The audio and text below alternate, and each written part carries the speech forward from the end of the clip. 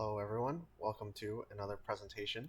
We are going to talk today about the number of holes in a straw and its implications. Let's start. Okay, so the question is, how many holes are in a straw? The common answers are one or two.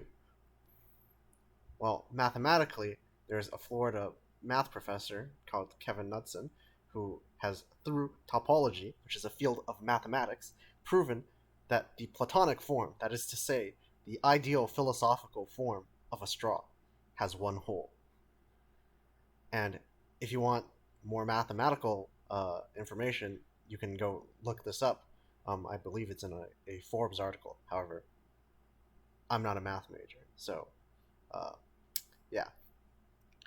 Now, the scientifically semantic number of holes is much higher because if you go on a microscopic scale, there are holes between the atoms, there are holes between the molecules, which makes it um, a very difficult question that depends from straw to straw. However, this is not a very interesting question, so we'll be sticking to the Platonic form, and let us uh, look at a more sort of intuitive look at how many holes are in a straw, and we'll do this using the donut analogy.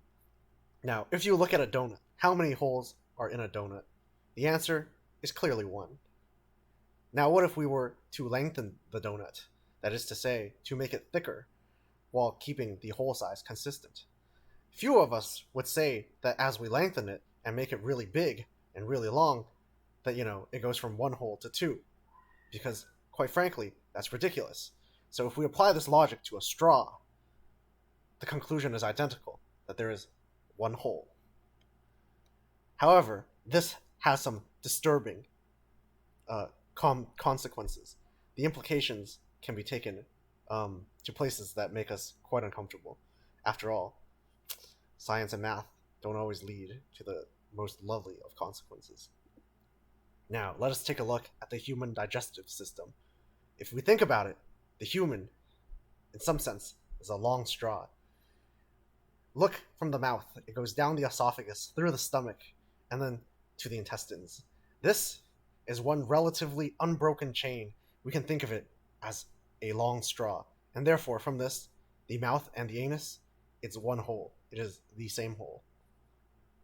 Now, if we were to take this even further, observe the human centipede. Now, if we look at the perfectly platonic human centipede, that is to say, the mouths are sewn to the anus of another, such that it is one long straw that spans multiple humans, we can say that it is one hole. And that, all these people are just links in one straw. Well, that is all. Thank you for listening, and I hope you enjoyed this presentation.